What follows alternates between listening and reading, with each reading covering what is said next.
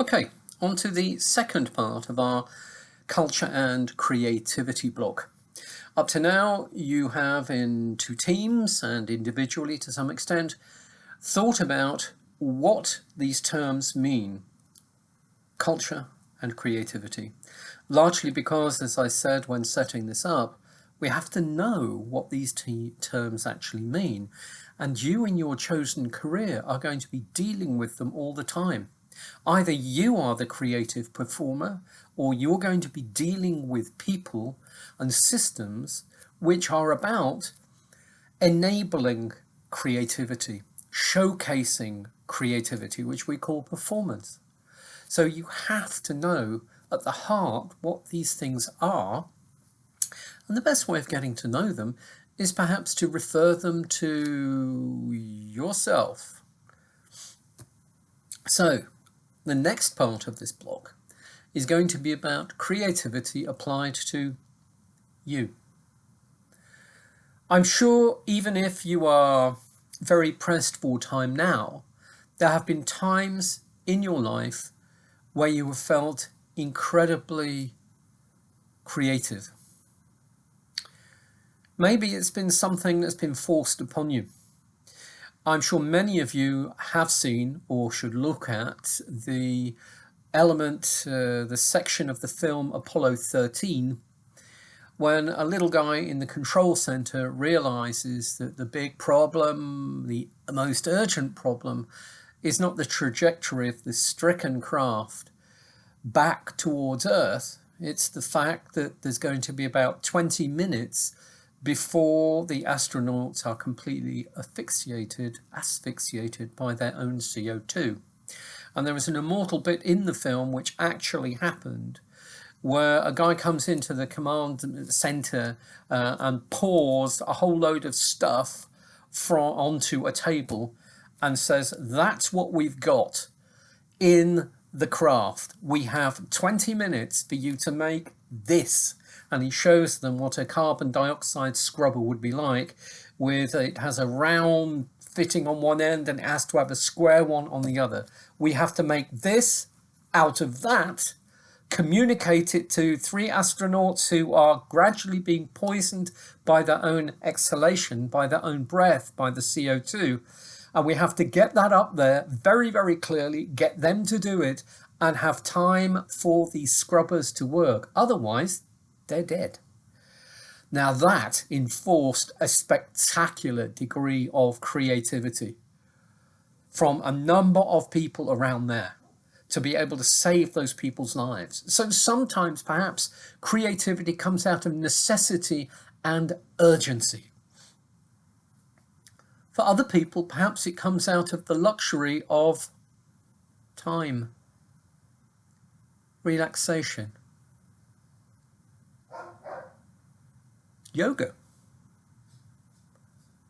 the opportunity to think, a beautiful, inspiring view, a moment reading something that somebody wrote 400 years ago and is so very touching.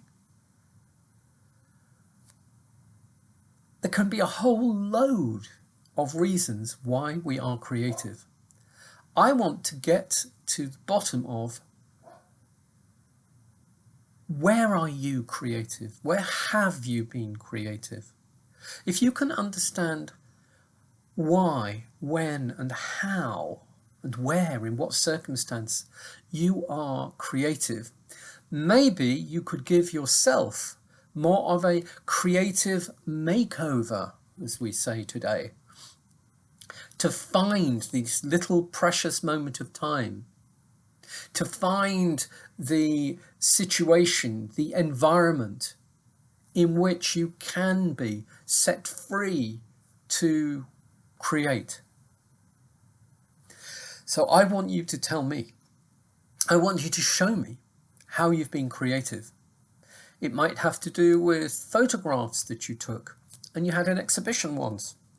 It might be to do with a work in progress on the violin. You're trying to write something or to learn something. You're not there yet. You're trying to work your way through it. I want you to tell me about how that feels, what it's like, where you get blocked, why it makes you angry sometimes to get past this block that you've got and to succeed, and how you do it. I want you to get to know a little bit more about yourself and you being creative. I suggest that you all go to TED, T-E-D, online, and you look at a talk by Ken Robinson, who I've mentioned before, and he's on my website too, linked, talking about creativity at schools and why we have let generations of students down by trying to tell them not to be creative. Sit still, stop dancing around. He tells a fabulous story about that, but I'll let you discover it. So I want you to get to the root of your own creativity and perhaps try to find a way to become more creative, or to give yourself the opportunity for more creativity in your life. I would like you to tell me about it in whatever way you wish.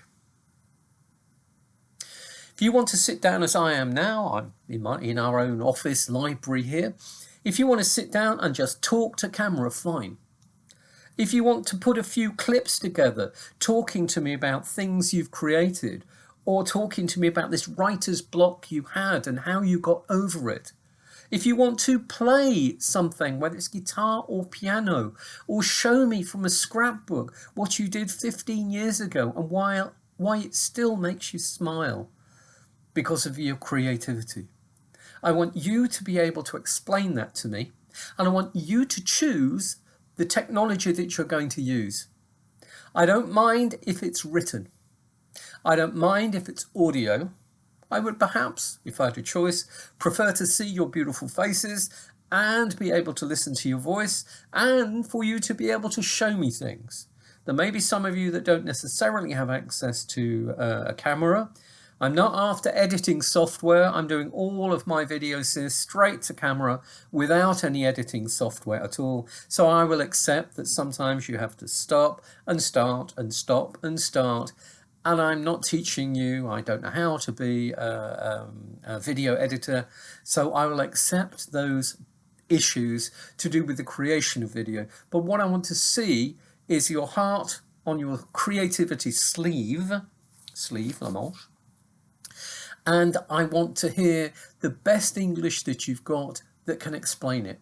I don't mind if you struggle for your words. Struggling is something that's familiar to anybody who's creative. Getting through something, getting past something. I once sat on a beach in the freezing cold, in high winds, at an early Easter once in the UK, to write about 10 lines because I had an idea, but it had to be perfect. It took me 3.5 hours.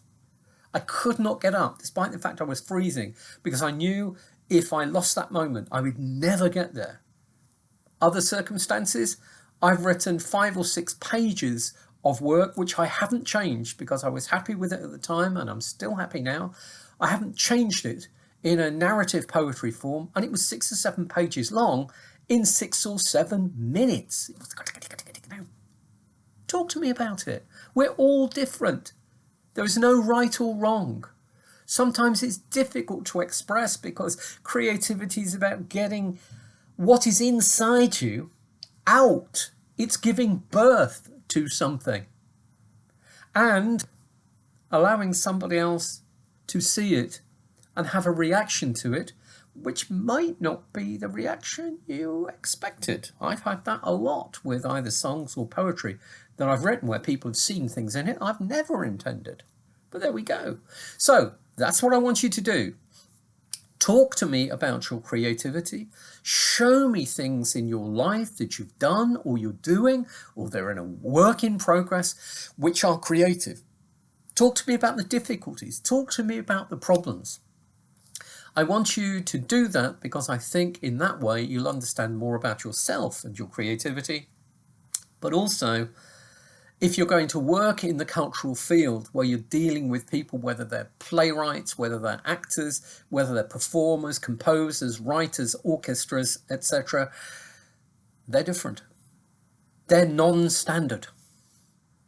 They do things differently. And I'd like you to understand something about that and what it's like yourself, so that come the moment, you perhaps won't have a difficulty in understanding other people with whom you're working, who are struggling, who are trying to achieve something and making sure that nothing gets in its way. So there we go. Up to you to choose the format, but I really want to get under the skin of your creativity. And I want you to talk to me honestly. I want you to talk to me openly. I don't mind if it's something you've tried and you failed. After all, this is an excuse to get you to use your English as well as you can, recognizing that you will make mistakes, especially when you're trying to explain something that comes from deep within.